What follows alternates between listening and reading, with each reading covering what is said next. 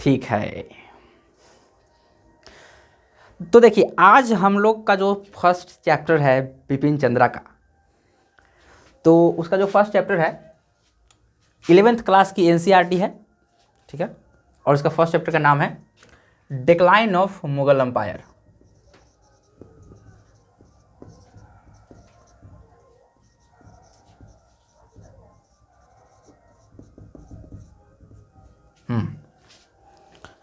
Decline of Mughal empire.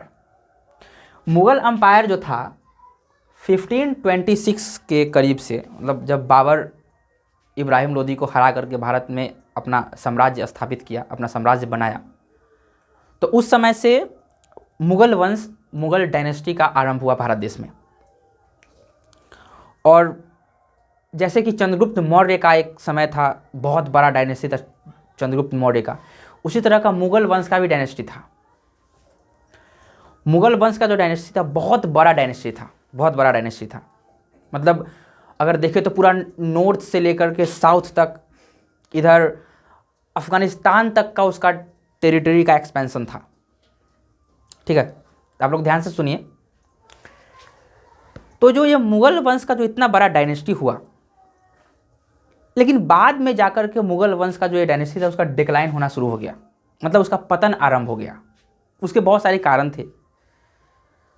अगर specific देखें कि डिक्लाइन कहाँ से आरंभ हुआ, तो डिक्लाइन का जो छोटा सा होल हुआ था, छिद्र, मतलब डिक्लाइन जहाँ से शुरू हुआ, शाहजहाँ के टाइम पीरियड से भारत देश में मुगल डायनेस्टी का फाइनेंशियल क्राइसिस शुरू हो गया था। औरंगजेब के समय में आकर वो फाइनेंशियल क्राइसिस एक गड्ढा, पिट में बदल गया।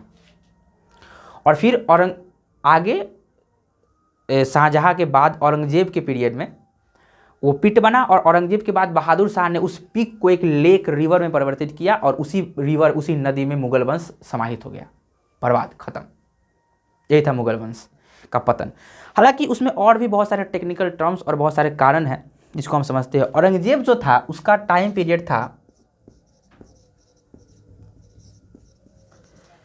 औरंगजेब का जो टाइम पीरियड था 1658 टू 1707।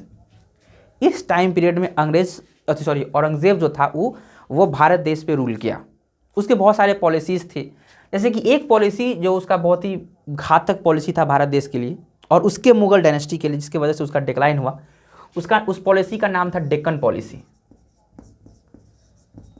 डेक्कन पॉलिसी को अगर आपको इजीली समझना है तो ध्यान दीजिए। यहाँ पर अगर आप इसको देख रहे हैं यहाँ कि ये है आपका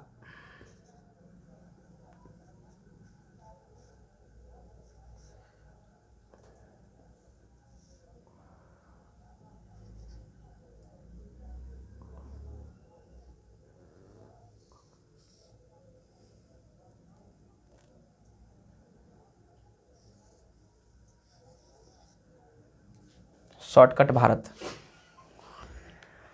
और अगर इंडिया जो है यहाँ आपका गंगा है, ये वाला जो रीजन है, ये वाला, ये डेक्कन है, डेक्कन प्लेट्यू है ये। अब डेक्कन में जो लोग रहते थे वहाँ के कुछ लोग थे, जैसे कि जाट थे, बुंदेला थे, और उपद्रवी मराठा, विध्वंसक मराठा, बहुत ही खतरनाक थे मराठा।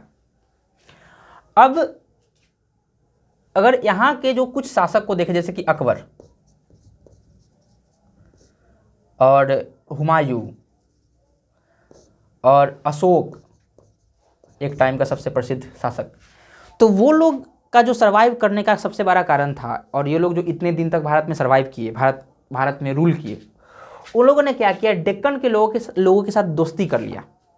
क्योंकि यहाँ के लोग, यहाँ का जो क्लाइमेट था बहुत ही हार्श क्लाइमेट था, और यहाँ के लोग बहुत ही मजबूत थे युद्ध में, युद्ध कला में बहुत मजबूत थे यहाँ के लोग, डेक्कन के लोग, मराठा, जाट, बुंदेला, ये लोग। तो इन लोगों को यहाँ साउथ से स्पाइसेस का बिजनेस करना होता था, स्पाइसेस का बिजनेस करते थे, जो भी अशोक हो, अकबर हो, कोई भी हो। तो और यहाँ पर राजपूत था, तो ये लोग क्या करते थे, बोलते थे कि चलो इन लोगों को बहुत रिस्पेक्ट, तो झोली में भर भर के रिस्पेक्ट देते थे ये लोग, इसलिए सर्वाइव किए। इनसे दोस्ती किया और बोले कि भाई यहाँ से जो भी लूट कर लाएंगे, जो भी अर्निंग होगा यहाँ से आप लोग को भी देंगे 10%, 20%। लेकिन उसके बाद में जो कुछ शासक हुए जैसे कि मोहम्मद बिन तुगलक, औरंगजेब, ये लोग इस बात को समझ नहीं पाए कि इनसे दोस्ती करना है। औरंगजेब अपना जीवन का 30 साल मराठा से लड़ते हुए बर्बाद किया, और मराठा से लड़ते हुए उन्होंने औरंगजेब ने अपने मतलब होता है ना एक राजकोष, अपने तिजोरी से, अपने राजकोष से पैसे बहा बहा कर खर्चा किया मराठा पर, लेकिन फिर भी वह मराठा को और डेक्कन के लोगों को हरा नहीं पाया, क्योंकि यहाँ के लोग के खून में युद्ध करना था, इसलिए वो लोग डेक्कन के लोगों को नहीं हरा पाए। और औरंगजेब का 30 साल इसमें बर्बाद हुआ, और उसने अपने मराठा का जो पूरा साम्राज्य का जो पैसा था वो पूरा बर्बाद कर दिया डेक्कन पर। और यही एक डेक्कन पॉलिसी था जो औरंगजेब का डेक्कन पॉलिसी, कि उसको अपने कंट्रोल में करना। औरंगजेब बहुत ही उसको अगर आप केवल एक रिलीजियस तौर पर देखेंगे तो आप उसकी अच्छाई और बुराई को नहीं समझ सकते, लेकिन उसके पास कुछ अच्छाई भी थी, लेकिन उसका जो बुराई था वो यही था, वो चाहता था कि पूरा भारत पर उसका कंट्रोल हो, और यही कंट्रोल करने की वजह से उसका जो पूरा पैसा था बर्बाद हो गया मराठा पर, और उसका कहानी खत्म कर दिया औरंगजेब का। 1707 में उसका डेथ हुआ। उसके डेथ के बाद एक इंपॉर्टेंट चीज़ वो होता है हर डायनेस्टी में, हर अंपायर में, जो होता है war of succession. War of succession, war of succession means उत्तराधिकार का युद्ध, कि अब आगे का साम्राज्य, अब साम्राज्य का राजा कौन बनेगा। और ये है, और ये जो कहानी है एक तरह से गेम ऑफ थ्रोन्स का कहानी है। गेम ऑफ थ्रोन्स मतलब गद्दी का गेम। और अगर आप लोग गेम ऑफ थ्रोन्स देखे होंगे तो उसमें भी गद्दी के लिए लड़ाई होता है, शासन के लिए लड़ाई होता है, पावर के लिए लड़ाई होता है, और वही था ये वॉर ऑफ सक्सेशन। हर बार हुआ, पहले भी होता था, बाद में भी हुआ। और इस वॉर ऑफ सक्सेशन में औरंगजेब के बाद जो रूलर बना, उस 3 भाई आपस में युद्ध किया, और उसके बाद एक आदमी जो बना शासक वो था Bahadur Shah.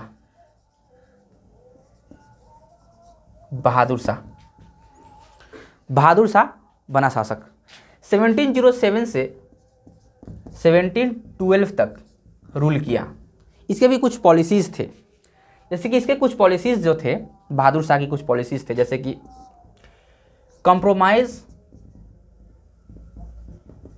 And conciliation.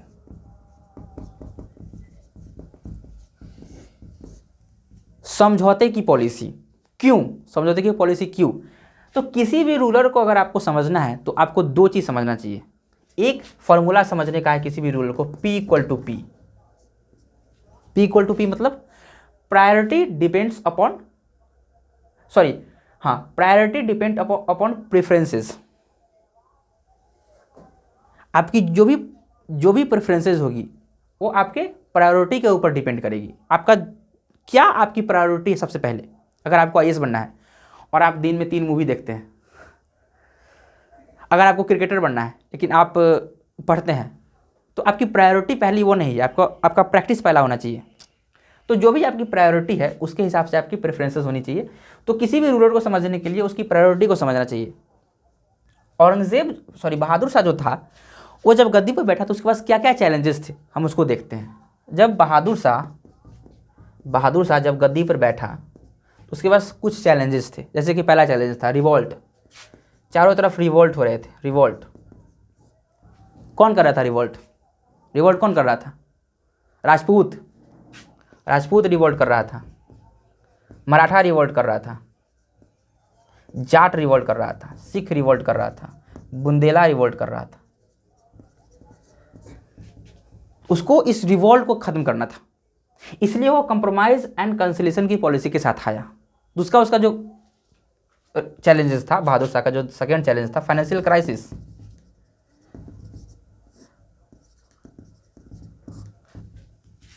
Crisis.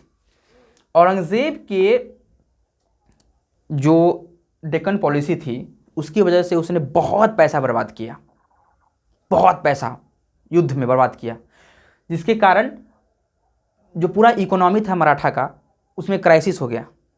पैसा ही नहीं था उसके पास अंपायर चलाने के लिए।